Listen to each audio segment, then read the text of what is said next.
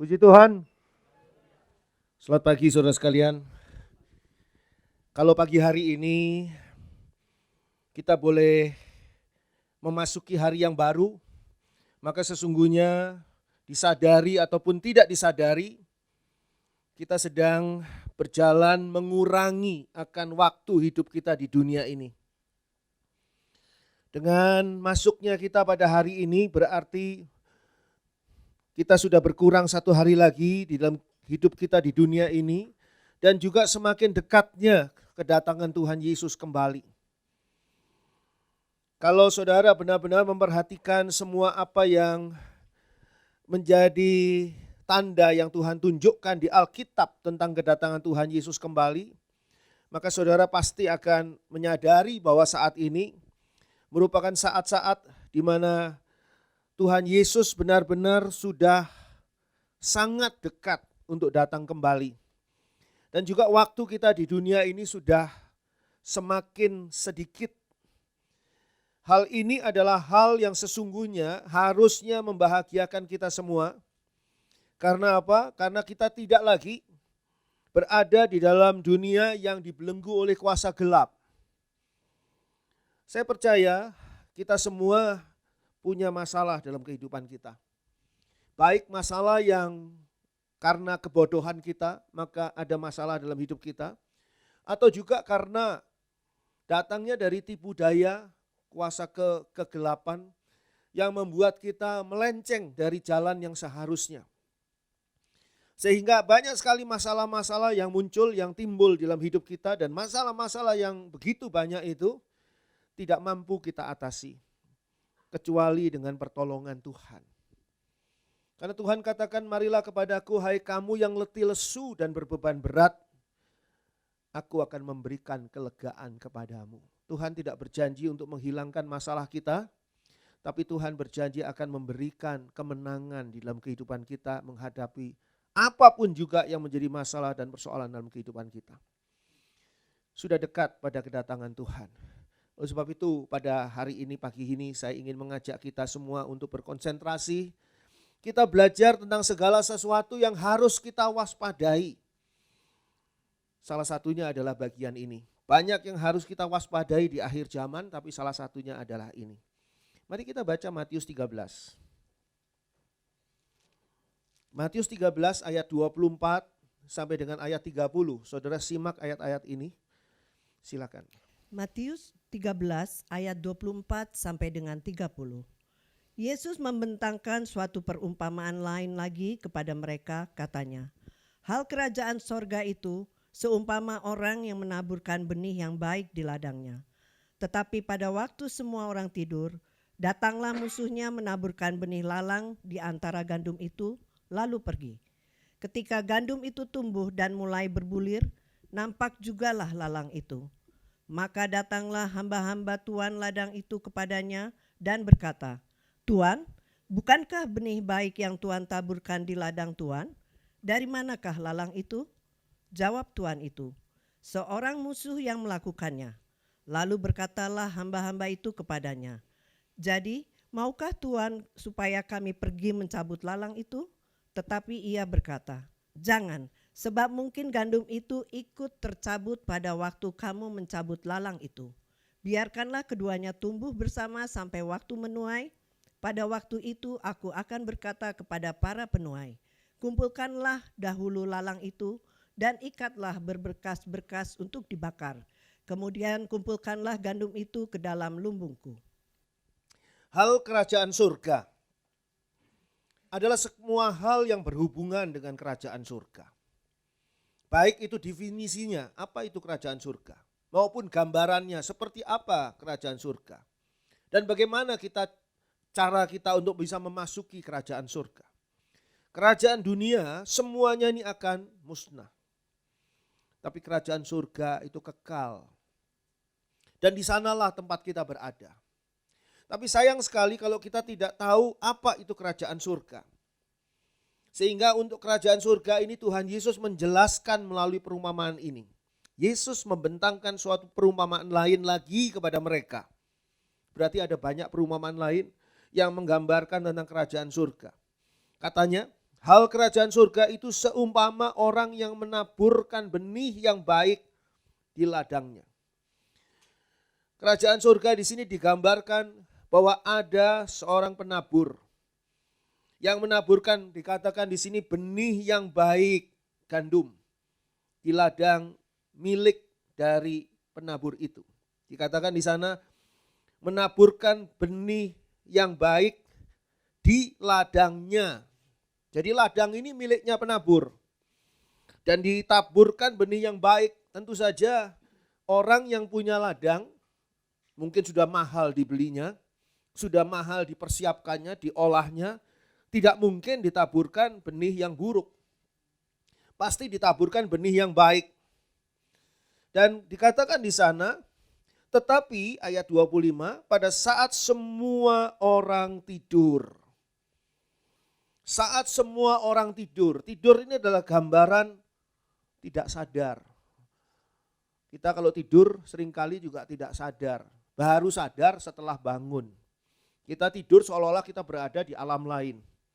Sehingga tidak sadar. Tidur juga gambaran kurang perhatian. Orang yang tidur tidak mungkin bisa memperhatikan. Itu sebabnya saudara kalau di dalam gereja saat firman Tuhan disampaikan, pastikan saudara tidak tidur. Sebab kalau tidak saudara tidak memperhatikan. Dan kalau saudara tidak memperhatikan, yang rugi bukan yang berkhotbah, tapi yang rugi adalah saudara. Ngapain saudara datang di sini untuk tidur dalam posisi duduk, mendingan di rumah tidur selonjor. Lalu diikuti oleh mereka yang live streaming, jangan ya, yang live streaming jangan. Saya sudah pasang kamera di tempat masing-masing sehingga bisa lihat kalau kalian tidur. Jangan tidur, ayo bangun semua. Saat semua orang tidur, dikatakan di sana ada penabur lain. Penabur yang lain ini adalah musuh penabur pertama. Dikatakan di sana, tetapi pada waktu semua orang tidur, ayat 25, datanglah musuhnya. Jelas-jelas musuhnya. Menaburkan benih lalang di antara gandum itu lalu pergi. Namanya juga musuh. Dengan dijelaskan soal musuh kita sudah tahu bagaimana kualitas penabur yang kedua. Ini namanya juga musuh. Dia tidak mungkin menaburkan gandum. Dia menaburkan lalang. Saat semua orang lain tidur. Lalu dikatakan di sana dia pergi. Begitulah cara kerja kuasa kegelapan, cara kerja setan iblis. Dia tidak datang terus mendampingi kita. Tapi ketika kita sudah dicelakai oleh kuasa kegelapan, maka dia pergi meninggalkan kita. Ditaburkan ini sebetulnya bisa kalau di dalam ayat ini menjelaskan tentang cara menabur yang sengaja ditaburkan. Ayat 25. Datanglah musuhnya menaburkan benih lalang. Berarti sengaja. Sengaja ditaburkan. Tapi bisa juga ada yang menaburkan melalui cara tidak sengaja. Karena tentu saja kuasa kegelapan ini tidak menaburkan seorang diri. Kuasa kegelapan ini memakai sarana-sarana yang ada, termasuk orang-orang yang ada. Untuk apa? Untuk menaburkan lalang. Tanpa disadari. Kalau saudara tidak tahu benih gandum dan benih lalang, tidak mengerti perbedaan benih gandum dan benih lalang, itu benih gandum dan benih lalang itu mirip-mirip. Di sini tidak ditaburkan, tidak ditanamkan benih jagung, enggak. Atau ditanamkan biji mangga, oh itu beda sekali dengan benih gandum. Tapi yang ditaburkan adalah benih lalang yang mirip-mirip. Gandum dan lalang itu sebetulnya di dalam ilmu tumbuh-tumbuhan itu masih satu keluarga. Tahu bedanya apa? Lalang tidak punya bulir. Lalang tidak berbuah. Tapi gandum ada bulirnya. Ada buahnya. Tapi jenisnya sama. Satu keluarga. Sehingga benihnya mirip-mirip. Sehingga orang bisa saja tidak sadar bahwa dia sedang menaburkan benih ilalang. Itu sebabnya saya selalu takut. Ketika Tuhan memberi tugas kepada saya untuk menyampaikan firman Tuhan. Saya betul-betul bergumul di hadapan Tuhan. Tuhan, jangan sampai benih ilalang yang saya taburkan kepada jemaat. Tapi biarlah benih gandum yang murni, yang datangnya dari Tuhan. Mau enak didengar, mau tidak enak didengar, mau bikin sejahtera, mau tidak bikin sejahtera. Tapi yang penting adalah ini benih gandum yang benar. Itu sebabnya saya mempersiapkan diri dengan sepenuh hati saya untuk menyampaikan firman Tuhan. Firman Tuhan mungkin disampaikan 50-60 menit. Tapi persiapannya berhari-hari. Termasuk ketika persiapan di dalam doa. Saya pernah bertemu dengan seorang hamba Tuhan yang cukup terkenal. Kalau saya sebutkan namanya nanti saudara kenal lagi. Cukup terkenal, pada suatu hari itu diundang.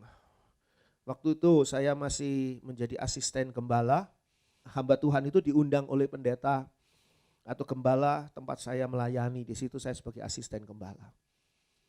Saya melirik kepada hamba Tuhan yang diundang yang sebentar lagi akan berkhotbah. Dia buka Alkitab, dia ambil kertas, dia coret-coret, dan dia bilang sama saya dengan bangganya, ini nanti yang saya khotbahkan katanya. Ayat-ayat yang baru dia temukan. Saya berpikir dalam hati saya, Roh Kudus bisa berbicara kepada dia. Tapi kalau yang saya pelajari, seorang hamba Tuhan yang mau menyampaikan firman Tuhan harus mempersiapkannya dengan baik, dengan sungguh-sungguh. Sebab bisa jadi tanpa sengaja yang ditaburkan itu bukan gandum, tetapi ilalang. Kasihan dong jemaatnya. Oh, jemaat juga diperlengkapi oleh Tuhan. Itu sebabnya saya katakan pada saudara, saudara jangan jadi jemaat yang pasif. Jadilah jemaat yang aktif. Aktif berdoa minta, Tuhan berikan kepada kami roh-Mu yang kudus untuk menuntun kami. Supaya kami tidak menerima hal-hal yang bukan datangnya dari Tuhan. Ingat, setan iblis bisa menggunakan ayat firman Tuhan untuk menipu kita. Ingat, ajaran-ajaran sesat, aliran-aliran sesat, semua memakai Alkitab yang sama. Jadi kalau saudara tidak dipimpin oleh Roh Kudus, saudara mudah untuk dijatuhkan oleh kuasa kegelapan dengan memakai ayat-ayat Alkitab. Ingat, tidak semua orang yang memanggil Tuhan, Tuhan. Bukankah aku ini sudah bernubuat demi namamu? Bukankah aku ini sudah melakukan mujizat demi namamu? Orang ini akan masuk surga, belum tentu.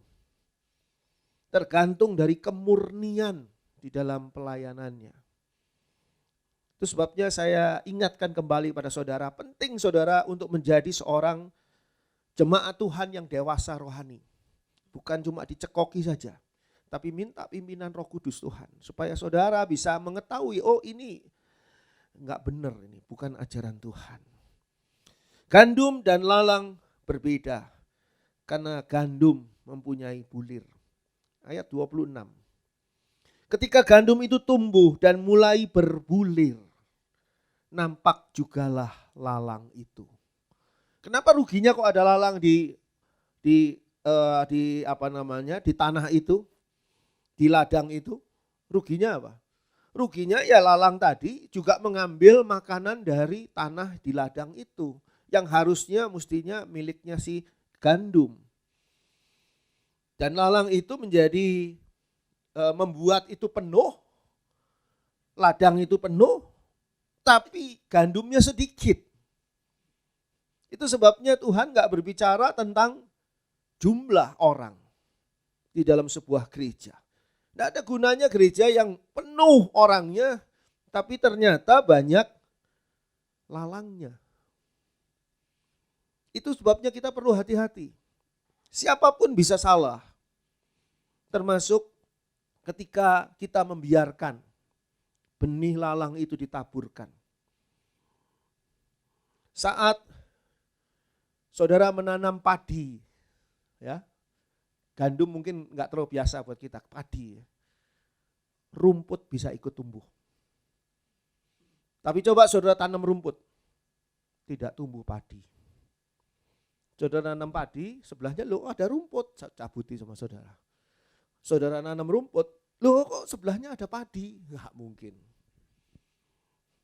Segala yang buruk itu mudah saja untuk disebarkan dan ditumbuhkan di dalam hati kita manusia. Kita ini berada di dalam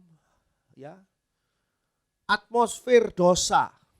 Sehingga kita ini mudah sekali untuk jatuh dalam dosa.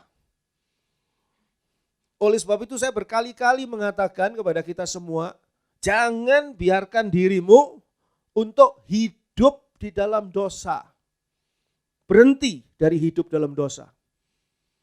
Kita berhenti hidup dalam dosa saja masih bisa jatuh dalam dosa. Jatuh dalam dosa itu berbeda dengan hidup dalam dosa loh ya. Kita perlu sekali selalu menjaga diri kita. Karena rumput lebih mudah tumbuhnya, lalang lebih mudah tumbuhnya dibandingkan padi ataupun gandum. Tapi Tuhan pemilik ladang itu melarang hamba-hambanya yang mau mencabut lalang-lalang itu. Apa sebabnya? Karena dapat membuat akar-akar lalang tadi ikut menarik akar-akarnya gandum. Sehingga nanti gandumnya ikut tercabut. Jadi kata tuannya nanti saja pada saat menuai, barulah lalang dipisahkan dari gandum. Saat menuai itu akhir loh. Ketika sebuah ladang mau dituai itu berarti akhir. Akhir dari cerita ladang tadi. Nantinya ditanami lagi itu mulai cerita baru. Berarti sampai di akhir akan dibiarkan lalang-lalang itu.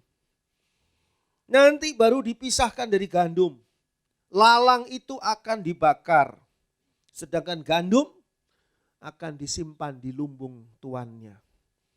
Ayat 27. Maka datanglah hamba-hamba tuan ladang itu kepadanya dan berkata, Tuhan, bukankah benih baik yang Tuhan taburkan di ladang Tuhan? Dari manakah lalang itu? Jawab tuan itu, seorang musuh yang melakukannya. Lalu berkatalah hamba-hamba itu kepadanya, jadi maukah Tuhan supaya kami pergi mencabut lalang itu? Tetapi ia berkata, jangan. Sebab mungkin gandum itu ikut tercabut pada waktu kamu mencabut lalang itu. Biarkanlah keduanya tumbuh bersama sampai waktu menuai. Jadi tidak heran kalau nanti pada saat pengangkatan, seorang diangkat yang seorang lagi tidak. Mungkin kita sedang bersebelahan dengan orang lain. Tapi kita diangkat, orang itu tidak. Padahal orang itu kelihatannya lebih rohani. Kelihatannya seringkali mengucapkan shalom, shalom. Tapi kok nggak diangkat? Saya yang sering menyampaikan salamnya sampurasun kok malah diangkat. Apa bedanya? Tuan dari ladang ini tidak bisa terkecoh antara lalang dan gandum. Apakah saudara gandum atau saudara lalang? Kalau seseorang mengatakan, oh kamu pasti lalang. Jangan menuduh. Jangan menuduh. Tahu dari mana kalau saya lalang? Saudara tahu nggak bedanya lalang sama gandum sekali lagi? Benihnya mirip, tumbuhannya mirip. Yang tidak sama apanya? Tidak berbuah. Nanti ada khotbah saya tentang berbuah. Nah di situ saudara akan lihat. Pertanyaannya sekarang, saudara sendiri bisa tahu kok, saya ini kategorinya lalang atau gandum? Apakah saya sudah berbuah? Enggak. Berbuah ini ada tingkatannya. Ketika saudara bertobat, firman Tuhan katakan hasilkanlah buah pertobatanmu. Bertobat tuh enggak bisa cuma ngomong saya bertobat. Nangis-nangis di sebuah KKR, enggak bisa. Ada tidak buah pertobatanmu yang menunjukkan kamu bahwa kamu itu bertobat. Bertobat itu artinya berhenti dari hidup dalam dosa. Dan mulai hidup bagi Allah. Setelah bertobat kita masuk di dalam pendewasaan kerohanian. Hasilkanlah buah dari pendewasaan rohani. Lalang tadi Gandum tadi ketika masih imut-imut, ya kan dari benih tumbuhnya nggak langsung shred tinggi kan, enggak, imut-imut. Ketika imut-imut ada buahnya enggak gandum? Enggak ada, sama kayak lalang. Tapi ketika bertumbuh, yang membedakan adalah bulir. Ada bulirnya enggak? Saudara sendiri bisa melihat. Diri sendiri nih yang kita nilai, saya ini lalang atau gandum ya? Kalau saudara belum berbuah hari ini, dan hari ini saudara mendengar bahwa hidup saudara harusnya berbuahkan kebenaran, masih ada waktu karena saudara masih bernafas, belum masuk ke peti mati COVID. Kalau sudah masuk ke peti mati COVID, finish, selesai. Tidak ada kesempatan lagi untuk mengoreksi diri dan memperbaiki diri.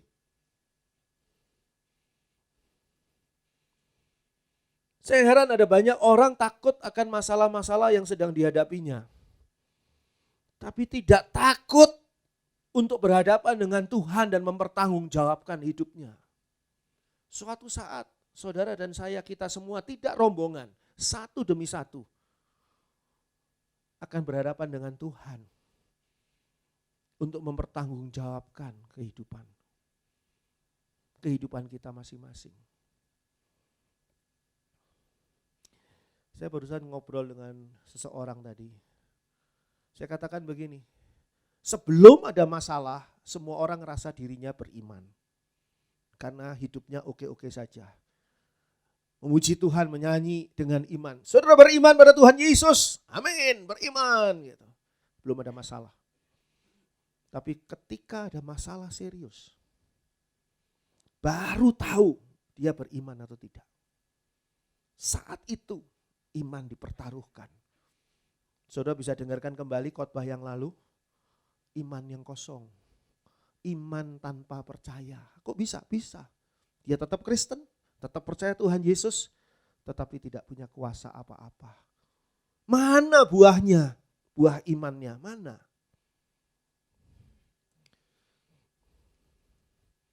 Di dalam ayat 30 dikatakan gini, ayat 29, tetapi ia berkata, jangan, sebab mungkin gandum itu ikut tercabut pada waktu kamu mencabut lalang itu. Biarkanlah keduanya tumbuh bersama sampai waktu menuai.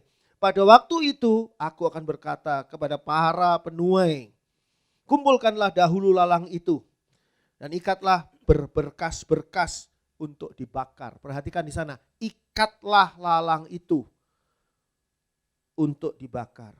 Ikat berarti apa? Tidak bebas.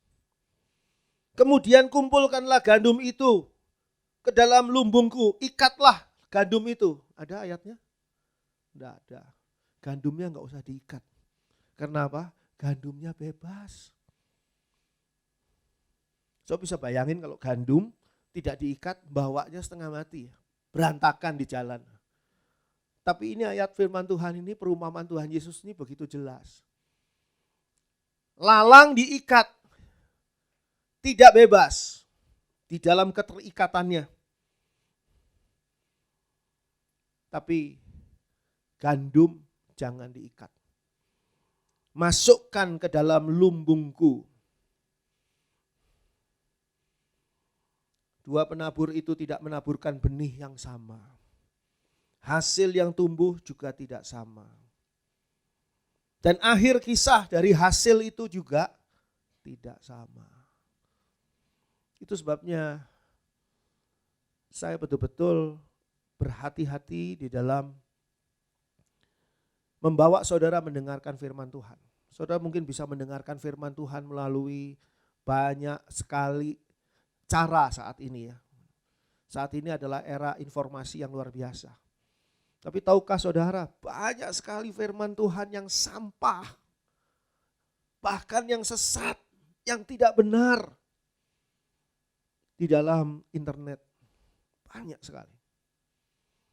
Kalau saudara memakan semuanya itu, maka bisa-bisa saudara keracunan di dalam kehidupan rohani saudara. Minta pimpinan Tuhan. Belum tentu firman yang enak didengar, itu firman yang benar dari Tuhan. Belum tentu. Belum tentu firman yang menyakitkan hati, menusuk-nusuk hati. Itu firman bukan dari Tuhan karena tidak ada damai sejahtera. Ada orang punya pendapat salah loh. Hamba Tuhan punya pendapat salah. Kalau kamu dapat petunjuk Tuhan, pasti petunjuk itu damai di hati itu, tentrem, damai. Kadang-kadang petunjuk Tuhan tidak mendatangkan damai loh. Abraham diberi petunjuk Tuhan, Sodom dan Gomora akan dihancurkan. Enggak damai Abraham. Buktinya apa? Abraham menawar pada Tuhan. Tuhan jangan dihancurkan. Bagaimana kalau di dalamnya ada orang benar? Ditawar oleh Abraham. Karena petunjuk Tuhan itu tidak menyenangkan. Petunjuk Tuhan itu seringkali justru adalah satu hal yang menohok kita, menghantam kita, membuat kita sadar. Kamu harus bertobat. Kamu harus bertobat. Bukan sekarang datang kepada Tuhan, Tuhan katakan marilah kepadaku hai kamu yang letih lesu dan berbeban berat. Ya Tuhan, saya letih lesu dan berbeban berat. Tuhan menolong pasti. Tapi kalau kita tidak bertobat, kita akan kembali kepada letih lesu dan berbeban berat. Siapa yang bisa mengakhiri cerita letih lesu dan berbeban berat itu? Tuhan Yesus itu bisa menjawab, tapi yang mengakhirinya adalah kita. Kalau kita mau menjadi gandum yang berbuah. Matius 13 ayat 36. Matius 13 ayat yang ke-36. Maka Yesus pun meninggalkan orang banyak itu lalu pulang. Murid-muridnya datang dan berkata kepadanya, jelaskanlah kepada kami perumpamaan tentang lalang di ladang itu. Siapa yang bertanya pada Tuhan Yesus tentang perumpamaan itu? Orang banyak atau murid-muridnya? Apa orang banyak itu ngerti tentang perumpamaan tadi? Sampai tidak bertanya pada Yesus. Dikasih perumpamaan gitu orang banyak tuh, oh iya, ngerti. Murid-muridnya terlalu bodoh kok gak ngerti gitu ya. Orang banyak itu tidak peduli dengan perumpamaan Tuhan Yesus. Orang banyak itu tidak peduli dengan semua apa yang disampaikan Tuhan Yesus sebagai tanda. Orang banyak tidak peduli pada firman Tuhan. Dengar firman Tuhan, tapi tidak peduli. Ngerti, gak ngerti. Kok gak nanya? Ya karena gue gak peduli. Buat apa buang waktu? Tapi murid-muridnya bertanya pada Yesus. Saudara termasuk orang banyak atau termasuk murid? Kalau murid tuh tanya sama Tuhan Yesus. Tuhan Yesus tidak menjelaskan arti perumpamaan itu kepada orang banyak. Tuhan Yesus menceritakan perumpamaan itu kepada orang banyak. Tapi Tuhan Yesus tidak menjelaskan arti dari perumpamaan itu kepada orang banyak. Juga tidak ada yang menanyakan arti dari perumpamaan itu. Kecuali para murid Tuhan Yesus. Karena para murid ini tahu Tuhan Yesus tidak sedang mendongeng tentang dua penabur. Tuhan Yesus tidak sedang mendongeng tentang dua penabur. Pasti ada artinya. Pasti ada maknanya. Sehingga di ayat 36 dikatakan di sana. Maka Yesus pun meninggalkan orang banyak itu lalu pulang. Murid-muridnya datang dan berkata kepadanya, jelaskanlah kepada kami perumpamaan tentang lalang di ladang itu. Karena murid-muridnya merasa ini perlu buat saya. Saudara kalau merasa bahwa firman Tuhan khotbah ini gak perlu buat saudara, saudara akan malas buat dengarkan. Tapi kalau saudara merasa perlu dengan firman Tuhan ini, saudara akan dengarkan, saudara akan memperhatikan. Makanya saya katakan kepada saudara, kalau saudara boleh dengar firman Tuhan, itu berarti firman Tuhan itu akan berbicara sesuatu pada saudara. Mungkin 100% dari firman Tuhan itu berbicara kepada saudara. Mungkin 80% berbicara kepada saudara. Mungkin hanya 60% dari firman Tuhan itu yang berbicara. Mungkin hanya 10% firman Tuhan itu berbicara kepada saudara dan itu mengubahkan hidup saudara. Tidak seluruhnya, mungkin 10% saja dari firman Tuhan itu yang betul-betul, aduh iya benar ini. Ini gua banget ini. Ini betul-betul saya dikoreksi oleh firman Tuhan.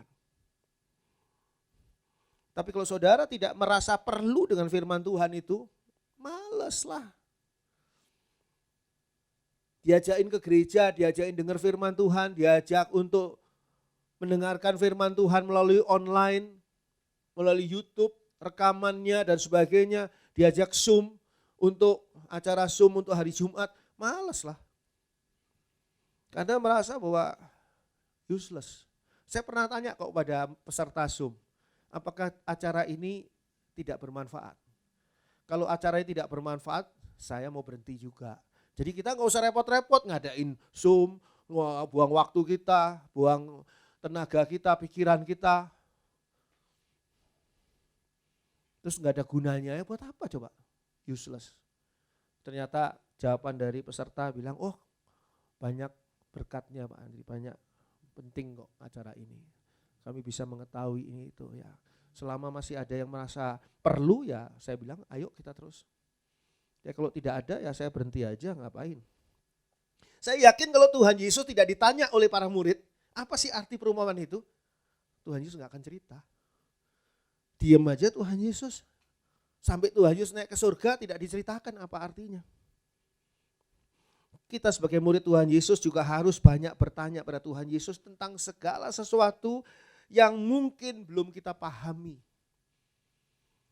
Kalau punya masalah dalam hidup kita, jangan bilang, Tuhan kenapa kok saya punya masalah? Kenapa enggak si itu Tuhan? Si itu jahat loh Tuhan, kok enggak punya masalah? Saya baik begini kok punya masalah? Saya rajin ke gereja kok malah punya masalah? Orang itu Tuhan, boro-boro ke gereja Tuhan. Dia kok enggak punya masalah? Jangan tanya mengapa saya Tuhan. Tapi tanyalah berkat Tuhan apa yang tersembunyi di dalam masalah ini Tuhan. Karena Tuhan itu Bapa yang baik yang tidak mungkin memberikan kepada kita masalah, tujuannya adalah untuk menyiksa hidup kita dan menghancurkan kita. Enggak. Masalah itu kemasannya. Di dalamnya ada berkat Tuhan yang luar biasa. Saudara enggak ngerti, ya tanya sama Tuhan. Apa Tuhan berkat di dalamnya ini? Tolong saya untuk mengupas masalah ini. Mengupas bungkusnya, membuang bungkusnya dan makan lempernya.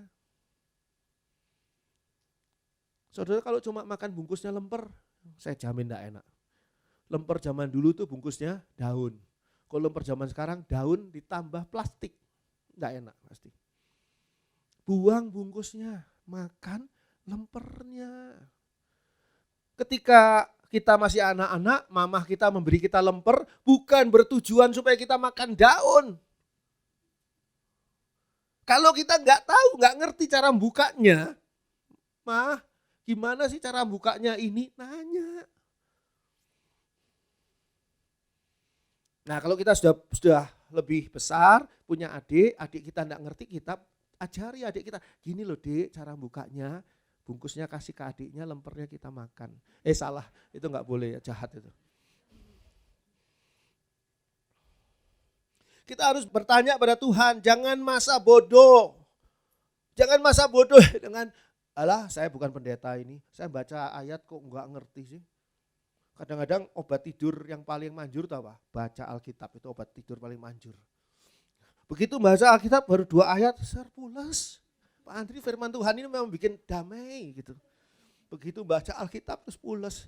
Itu namanya saudara gak ngerti dan gak peduli. Semua orang yang gak buta huruf dan bisa berbahasa Indonesia, dia bisa baca Alkitab bahasa Indonesia ini. Tapi apakah dengan membaca Alkitab dari kejadian wahyu, saya sudah 17 kali loh Pak Andri, kejadian wahyu, akan masuk surga? Sampai di pintu surga Tuhan bilang, siapa lu? Gue gak kenal sama lu. Tuhan saya 17 kali.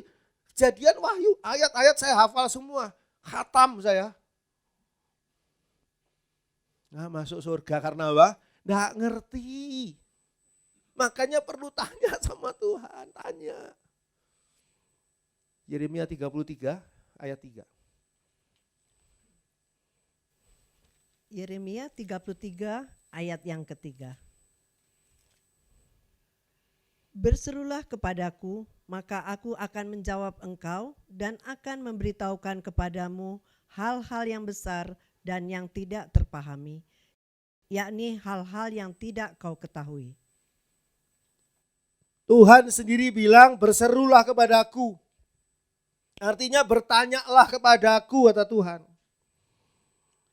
Maka aku akan menjawab engkau dan akan memberitahukan kepadamu apa? Hal-hal besar yang tidak terpahami, yakni hal-hal yang tidak kau ketahui.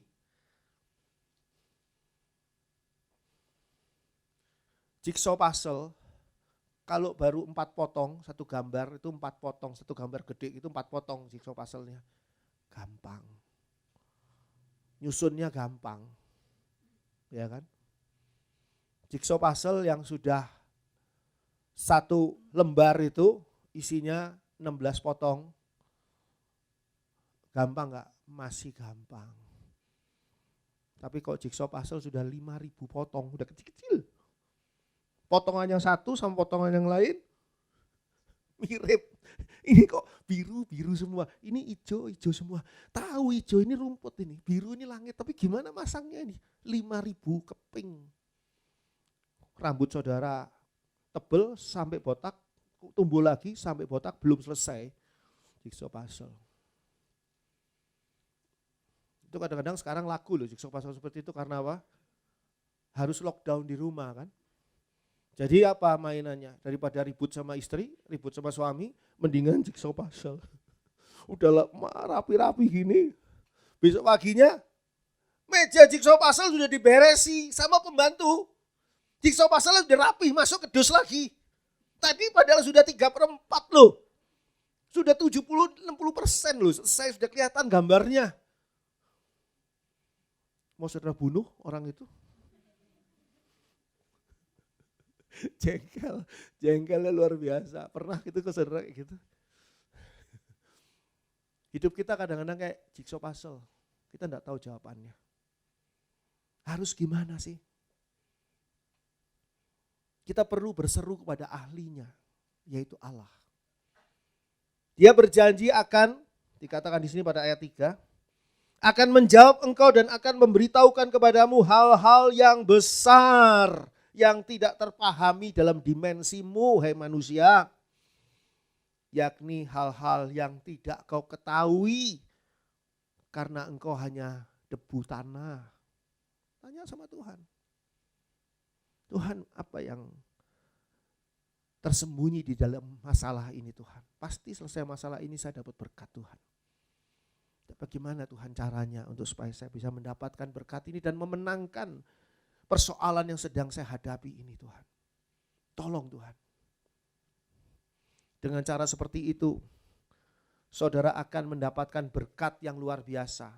Selain masalah saudara diselesaikan oleh Tuhan, tapi juga saudara mendapat pemahaman Tuhan yang dahsyat. Karena ini tadinya saya belum tahu, sekarang saya tahu. Matius 13 ayat 26 dan 27. Matius 13 ayat 26 dan 27. Ketika gandum itu tumbuh dan mulai berbulir, nampak jugalah lalang itu. Maka datanglah hamba-hamba tuan ladang itu kepadanya dan berkata, bukankah benih baik yang Tuhan taburkan di ladang Tuan? Dari manakah lalang itu? Lalang itu mulai nampak berbeda dengan gandum. Saat gandum itu mulai bertumbuh dan menghasilkan bulir. Ternyata di ladang sang tuan, dapat juga tumbuh lalang. Saudara jangan berpikir gini loh, saya ini adalah murid Tuhan yang dahsyat luar biasa, saya itu istimewa banget. Gak mungkin dalam diri saya itu tumbuh lalang, pasti gandum semua nih. Tapi ternyata di ladangnya sang tuan, ini kan ladangnya miliknya tuan itu tidak anti tumbuh lalang loh. Tidak anti tumbuh lalang. Tetap bisa tumbuh lalang. Bukan dari benih yang baik dari penabur pertama. Jadi jangan saudara merasa diri saudara kuat. Saudara sudah tahu firman Tuhan, saudara kuat. Bisa juga saudara nanti disesatkan loh.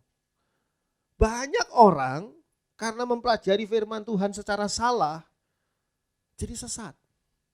Sudah pernah dengar mungkin pendeta-pendeta yang mengatakan tahun 2000 kemarin, 21 tahun yang lalu, itu adalah kedatangan Tuhan Yesus kembali, akhir zaman, kiamat terjadi. Orang pada juali tanah, juali rumah, juali aset semuanya, terus uang cashnya dia banyak, terus buat apa? Emangnya nanti ke surga bawa uang cash gitu? Dalam ketidakngertian itu. Enggak jadi tahun 2000 enggak terjadi apa-apa. Tahun 2010 akan terjadi akhir zaman. Nah ini hamba-hamba Tuhan yang ngomong begini itu adalah hamba-hamba Tuhan yang belajar firman Tuhan. Tapi belajar firman Tuhan dalam kondisi tidak mengerti. Jadi tumbuh lalang dalam pikirannya dia. Tumbuh lalang dalam hatinya dia. Berbahaya. Dia bisa menebarkan benih lalang pada jemaat yang mendengarkannya. Apa yang sesungguhnya dimaksud oleh Tuhan Yesus di sini? Matius 13 ayat 37 sampai dengan 39. Matius 13 ayat 37 sampai dengan 39. Ia menjawab katanya, orang yang menaburkan benih baik ialah anak manusia. Ladang ialah dunia. Benih yang baik itu anak-anak kerajaan dan lalang anak-anak si jahat. Musuh yang menaburkan benih lalang ialah iblis. Waktu menuai ialah akhir zaman dan para penuai itu malaikat. Penabur pertama yang menaburkan benih yang baik dikatakan di sini adalah anak manusia. Tuhan Yesus menaburkan benih firman Tuhan yang baik. Pada Tuhan Yesus tidak ada benih yang buruk. Tidak ada satu firman Tuhan pun yang buruk. Setan iblis yang membuat firman Tuhan itu menjadi salah dan buruk. Ladang dikatakan pada ayat 24 tadi. Ladangnya, ladang Tuhan adalah dunia ini. Dunia ini milik Tuhan. Tapi iblis bisa menyebarkan benih lalang. Sedangkan benih yang baik adalah dikatakan ayat 38, anak-anak kerajaan. Artinya anak-anak Allah. Anak-anak kerajaan Allah. Tapi lalang adalah anak-anak si jahat. Jadi lalang itu muncul dalam diri seseorang hasil dari taburan si jahat. Penjelasan yang tidak benar tentang COVID-19. Penjelasan yang tidak benar tentang situasi politik Indonesia. Penjelasan yang tidak benar tentang perekonomian Indonesia tahun 2021 dan seterusnya. Itu saja berbahaya. Semua penjelasan tidak benar itu berbahaya. Dan saudara tahu, itu sangat banyak di handphone saudara melalui kiriman-kiriman teman dan sebagainya. Teman yang ngirimi bukan bermaksud jahat pada saudara. Teman yang mengirimi ini juga tidak tahu bahwa itu hoax, enggak tahu. Tapi itu berbahaya karena bisa menimbulkan pemahaman yang salah, bisa menimbulkan ketakutan dan keresahan, bisa membuat kita mengambil keputusan yang tidak benar. Apalagi penjelasan yang tidak benar tentang Allah. Penjelasan yang tidak benar tentang surga. Penjelasan tidak benar tentang kehidupan setelah kematian itu jauh lebih berbahaya ketimbang penjelasan salah tentang hal yang tadi. Sebab apa? Penjelasan yang tidak benar tentang Allah, tentang surga, tentang kehidupan setelah kematian adalah penjelasan tentang kekekalan. Orang bisa salah. Banyak orang yang menganggap enteng hukuman Tuhan, menganggap enteng neraka karena apa? Karena menerima penjelasan yang salah tentang pribadi Allah. Oh, Allah itu Maha Kasih. Gak mungkin Allah itu akan menghukum manusia. Allah ngomong akan dihukum gini-gini. Supaya apa? Supaya kita hidupnya benar di dunia. Tapi seandainya kita gak benar, wah Allah itu maha kasih. Nah ini penjelasan yang salah tentang Allah. Allah maha kasih, iya. Tapi Allah juga maha benar. Ingat, orang yang mau tinggal bersama Allah adalah orang yang hidup dalam kebenaran, bukan hidup dalam dosa. Hidup dalam kebenaran. Kalau yang tidak hidup dalam kebenaran bagaimana? Lalang itu akan diikat dan dibakar. Dia akan dibuang selamanya ke dalam penghukuman kekal neraka. Jadi kalau kita lihat di sini, seperti perbedaan yang nyata antara gandum dan lalang, maka sesungguhnya kita sebagai anak-anak kerajaan Allah, juga harus berbeda dengan anak-anak si jahat. Kita harus berbeda dengan anak-anak si jahat. Kita harus berbuahkan kebenaran, kita harus berbuahkan segala hal yang memuliakan Tuhan, berbeda dengan anak-anak si jahat. Coba kita baca dulu. Saudara beri tanda Matius 13 ini. Nanti kita kembali ke sana. Kita baca dulu Roma 12 ayat 2. Roma 12 ayat 2. Janganlah kamu menjadi serupa dengan dunia ini, tetapi berubahlah oleh pembaharuan budimu, sehingga kamu dapat membedakan manakah kehendak Allah, apa yang baik, yang berkenan kepada Allah, dan yang sempurna. Kita tidak boleh sama dengan anak-anak dari si jahat. Dikatakan pada ayat 2 ini. Janganlah kamu menjadi serupa dengan dunia ini, tetapi berubahlah oleh pembaruan budimu. Jadi Tuhan mau mengubah kita, tapi ingat kita punya free will, ya jangan lupa itu. Kita punya kehendak bebas. Mau enggak kita diubah oleh Tuhan? Kalau tidak mau, ya teruslah begitu. Tuhan, tolong saya untuk lepas dari rokok ini. Tapi besok beli lagi rokok lagi. Pas nggak punya rokok, minta sama temen. Punya nggak? Sebatang aja. Apakah dia berhenti rokok? Tidak akan berhenti rokok 30 tahun. Karena apa? Karena dia nggak mau. Free will.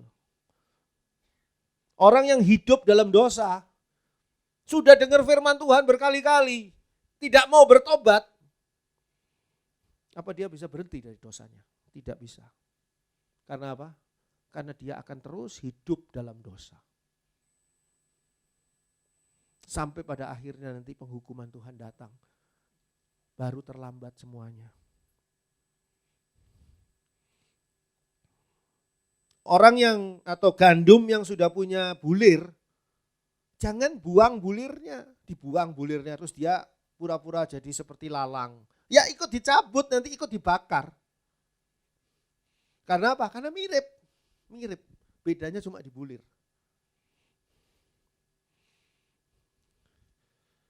Penabur kedua, Matius 13 ayat 39 tadi mengatakan begini, sudah dibaca tadi.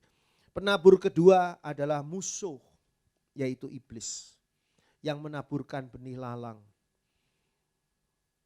Nabi-nabi palsu, pengkhotbah yang bukan menyampaikan firman Tuhan, tapi yang menyampaikan pikirannya sendiri, mereka menaburkan lalang. Hati-hati. Saudara perlu menyimak betul-betul firman Tuhan yang disampaikan oleh pendeta siapapun termasuk saya. Simak firman Tuhan dan minta Roh Kudus tolong supaya saya tidak ditaburi benih lalang. Supaya pendeta Andri ketika berkhotbah itu benih gandum sepenuhnya. Jangan ada benih lalang sedikit juga. Semuanya akan dituai di akhir zaman. Oleh siapa? Oleh penuai. Penuai itu ayat 39 dari Matius 13 adalah malaikat-malaikat.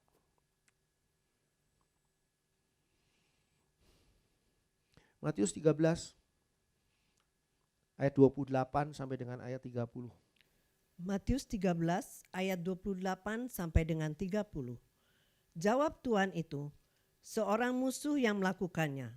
Lalu berkatalah hamba-hamba itu kepadanya, jadi maukah Tuhan supaya kami pergi mencabut lalang itu?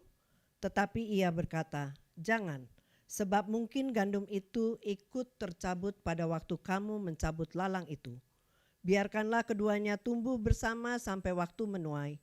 Pada waktu itu, aku akan berkata kepada para penuai, kumpulkanlah dahulu lalang itu dan ikatlah berberkas-berkas untuk dibakar.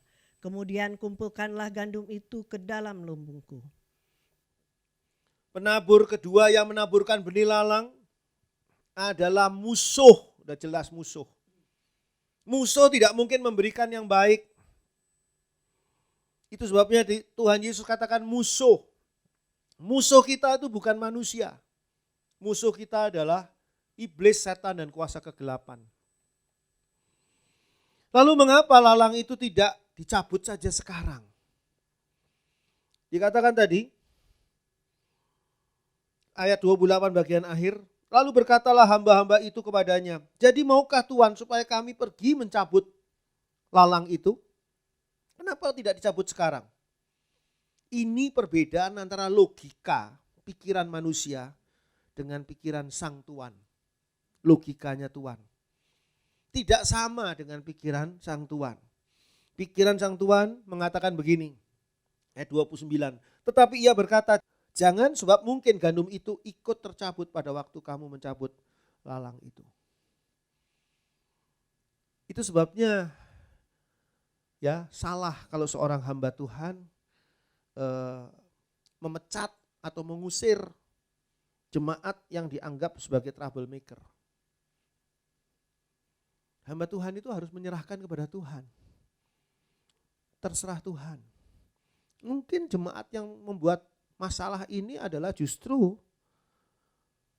berkat yang luar biasa seperti duri dalam daging dalam pelayanan gereja itu. Jadi biarkan Tuhan, kita pakai logika Tuhan, jangan pakai logika manusia. Logika manusia, pikiran manusia, cabut saja lalang itu. Logika Tuhan, pikiran Tuhan, Tuhan kita ini, jangan. Nanti tunggu sampai akhir. Sampai prosesnya selesai. Ternyata keberadaan lalang itu dapat menjadi pengaman loh bagi gandum. Seperti dikatakan ayat 29 tadi.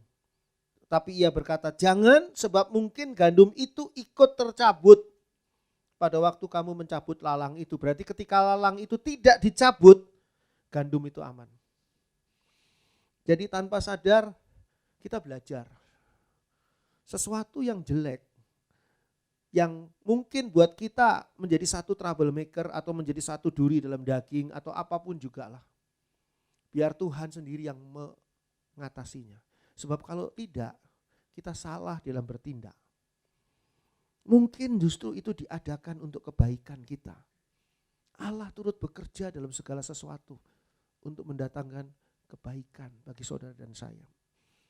Matius 13 ini kita beri tanda dulu, bandingkan dengan Roma 8 ayat 28.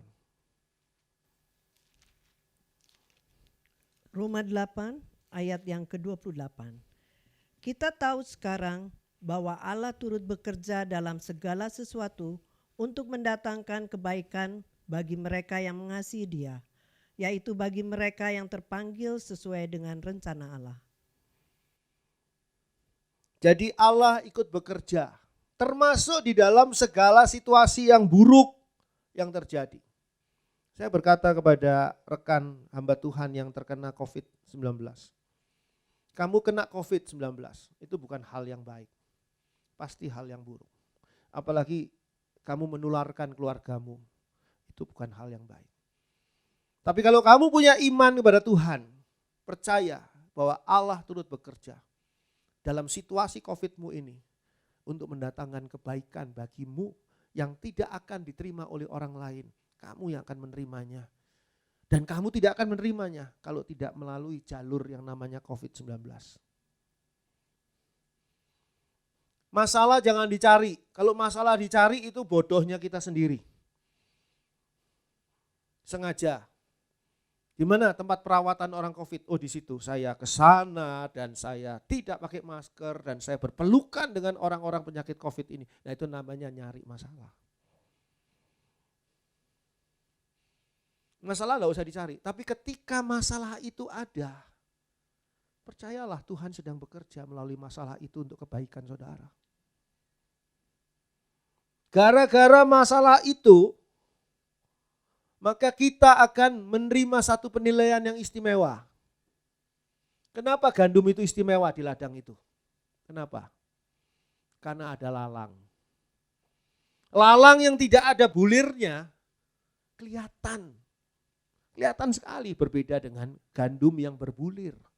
Coba kalau sekarang di ladang itu seluruhnya gandum, semuanya berbulir. Jadi masih ada gunanya, masih ada manfaatnya, masih ada baiknya. Asal saudara jangan cari. Bukankah si gandum tadi tidak? Terus gandum tadi malam-malam jalan, ngambil benih ilalang, taburkan sama gandum tadi di ladang tuannya. Kan enggak. Si jahat yang menaburkannya. Jangan cari masalah dalam hidup ini. Tapi kalau masalah itu ada, percaya.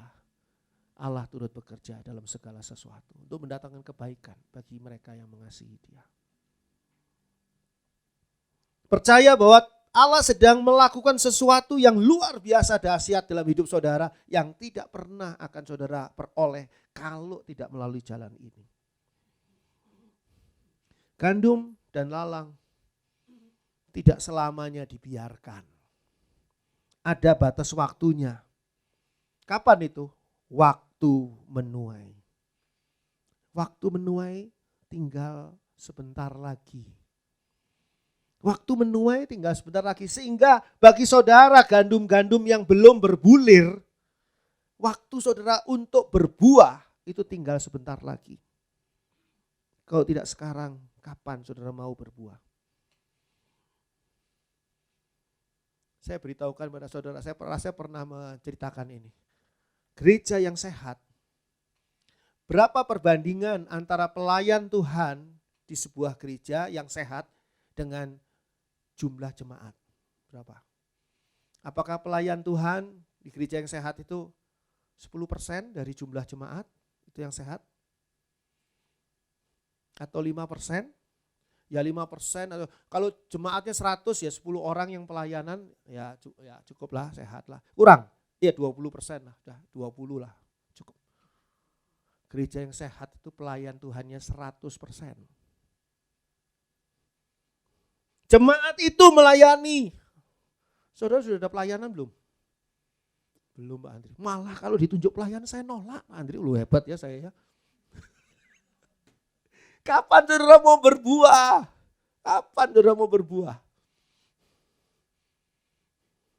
Kalau saudara ditunjuk pelayanan, itu berarti saudara mendapat berkat Tuhan. Pak Junius misalnya nunjuk saudara, Anda ya minggu depan pimpin pujian. Puji Tuhan, terima kasih Pak Junius, Anda tuh baik sekali sebab Anda memberi kesempatan saya untuk berbuah. Harusnya gitu, bukan jangan Pak Junius, yang lain aja. Saya tuh pengennya bisa berkhotbah tiap hari malah. Karena apa? Karena itu kesempatan saya berbuah. 100% jemaat, itulah yang menjadi pelayan. Itu gereja yang sehat. Eta pisan. Itu di film apa ya ada kayak itu? Eta pisan gitu. Pada waktu menuai, nanti semuanya akan nyata terlihat. Matius 13 ayat 40 sampai 43. Matius 13 ayat 40 sampai dengan 43. Maka seperti lalang itu dikumpulkan dan dibakar dalam api, demikian juga pada akhir zaman. Anak manusia akan menyuruh malaikat-malaikatnya dan mereka akan mengumpulkan segala sesuatu yang menyesatkan dan semua orang yang melakukan kejahatan dari dalam kerajaannya. Semuanya akan dicampakkan ke dalam dapur api, di sanalah akan terdapat ratapan dan kertakan gigi. Pada waktu itulah orang-orang benar akan bercahaya seperti matahari dalam kerajaan Bapa mereka. Siapa bertelinga, hendaklah ia mendengar. Siapa bertelinga, hendaklah ia mendengar. Itu tuh kritikan Tuhan Yesus yang sangat tajam itu. Semua kita bertelinga, tapi tidak semua mendengar. Ada yang ngantuk-ngantuk sambil dengarnya. Ada yang malah ditinggal nih. Streamingnya ini ditinggal. Lagi makan rujak di sebelah tetangga. Streamingnya, Pak Andri biarin ngoceh aja, nanti kan saya bisa nonton lagi. Pada akhir zaman, waktu menuai akan ada pemisahan. Pemisahan kali ini pemisahan kekal. Selamanya dipisahkan antara anak kerajaan Allah dengan anak-anak si jahat yang akan dibakar dalam api ayat 40. Itu sebabnya kalau saudara punya orang-orang yang saudara kasihi, entah istri saudara, suami saudara, keluarga saudara, anak saudara, orang tua saudara yang belum percaya Tuhan Yesus, belum diselamatkan oleh Tuhan Yesus, saya ingatkan pada saudara, nanti di dalam pemisahan kekal saudara tidak akan pernah bertemu lagi dengan mereka. Kalau saudara betul-betul mengasihi mereka dan saudara ingin tetap bersama dengan mereka di dalam kerajaan Allah, ajak mereka untuk berkenalan dengan Tuhan Yesus, untuk menerima Yesus sebagai juru selamat dan diselamatkan. Selain anak-anak si jahat yang akan dikumpulkan untuk dibakar, juga adalah orang-orang dikatakan di sini yang menyesatkan dan melakukan kejahatan yang ada dalam kerajaan Allah ayat 41 dan 42. Anak manusia akan menyuruh malaikat-malaikatnya dan mereka akan mengumpulkan segala sesuatu yang menyesatkan. Dan semua orang yang melakukan kejahatan dari mana? Dari dalam kerajaannya. Berarti dalam kerajaan Allah bisa ada orang-orang yang masih melakukan kejahatan. Tapi itu tidak akan dibiarkan oleh Tuhan. Pada saat menuai nanti semuanya itu akan dikumpulkan untuk dibakar. Semuanya ayat 42 akan dicampakkan ke dalam dapur api. Di sanalah akan terdapat ratapan dan kertakan gigi. Ini bukan berarti di neraka kita masih punya gigi atau tidak, itu bukan lain. Kalau punya gigi berarti dokter gigi harus ada di neraka praktek. Enggak gitu. Artinya ini kesakitan dan kengerian yang luar biasa yang belum pernah dirasakan oleh siapapun. Siapa yang akan dimasukkan sana? Anak-anak si jahat, yang sesat-sesat dan yang melakukan kejahatan di dalam kerajaan Allah. Sedangkan di akhir zaman orang-orang benar, anak-anak kerajaan akan bercahaya. Kenapa kok bisa bercahaya nih ayat 43? Pada waktu itulah orang-orang benar akan bercahaya seperti matahari dalam kerajaan Bapa mereka. Kenapa bisa bercahaya? Karena kembali memiliki sekinah glory. Kembali memiliki cahaya kemuliaan Allah. Persis seperti ketika Adam dan Hawa sebelum jatuh dalam dosa. Adam dan Hawa tidak telanjang ketika saat itu dia di Taman Eden. Karena apa? Memakai pakaian sekinah glory, cahaya kemuliaan Allah di dalam kerajaan Bapa. Puji Tuhan. Amin. Syukur pada pagi hari ini kami boleh beribadah bersama-sama. Kami boleh memuji Tuhan, kami boleh menyembah-Mu, dan kami percaya Engkau sudah melawat kami lewat kebenaran firman Tuhan hari ini. Dan kami rindu semua kehidupan kami menjadi gandum yang menghasilkan buah, yang menyenangkan Engkau setiap hari dalam kehidupan kami, dalam real life kami, di sekitar kami, di rumah kami, dimanapun kami berada, kami boleh menghasilkan buah yang menyenangkan hati Tuhan. Terima kasih Tuhan buat hamba-Mu Pastor Andre yang sudah melayani kami hari ini, menyampaikan firman Tuhan buat kami semua. Karena Tuhan terus memberkati hamba-Mu dengan pengurapan yang selalu baru daripada Tuhan. Engkau terus pakai hamba-Mu dalam menggembalakan kami juga di tempat ini. Terima kasih Tuhan Yesus, kami serahkan hidup kami ke dalam tangan-Mu. Dan kiranya Tuhan yang terus memberikan perlindungan, memberikan pertolongan bagi kami semua dalam menjalani hari-hari kami.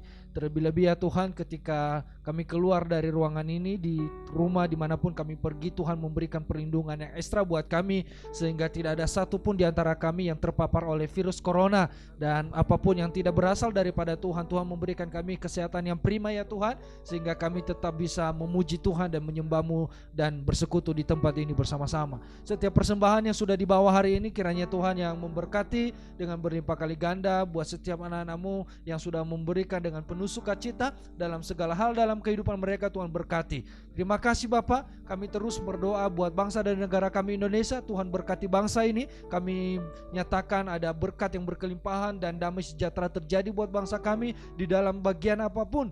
Dan kami terus berdoa buat pemimpin kami, Bapak Presiden Jokowi. Tuhan terus berikan pertolongan, bantuan terus memimpin dalam memimpin bangsa dan negara kami Indonesia. Terima kasih Tuhan Yesus, terima kasih. Kami juga tidak lupa berdoa buat jemaat-jemaat yang sedang berada di rumah pada hari ini, yang sedang menonton live streaming. Tuhan terus berkati kehidupan mereka. Tuhan juga memberikan perlindungan. Tuhan menolong mereka untuk terus bertumbuh dalam pengenalan akan Tuhan, dan mereka dapat mengalami Tuhan dimanapun mereka berada di rumah mereka masing-masing, dan mereka punya pengalaman yang khusus dan intim dengan Tuhan setiap hari. Terima kasih Tuhan Yesus. Kami serahkan hidup kami kembali ke dalam tangan Tuhan. Kiranya Tuhan yang terus menolong dan memberikan perlindungan dan terus memimpin kami untuk hidup dan berjalan di dalam kebenaran. Terima kasih Bapak, Ibu, dan Saudara yang dikasihi dalam nama Tuhan Yesus Kristus. Mari kita pulang dengan membawa dan menerima berkat daripada Tuhan Yesus Kristus. Diberkatilah engkau ketika engkau masuk, diberkatilah engkau ketika engkau keluar. Apapun yang dikerjakan oleh tanganmu dibuat berhasil oleh Tuhan. Engkau semakin naik bukan semakin turun, dan engkau menjadi kepala dan bukan menjadi ekor. Kasih, sukacita, damai sejahtera dan persekutuan daripada Roh Kudus senantiasa menyertai kehidupan kita mulai saat pagi hari ini sampai Tuhan Yesus datang yang kedua kali. Di dalam nama Tuhan Yesus Kristus kami berdoa dan mengucap syukur. Haleluya.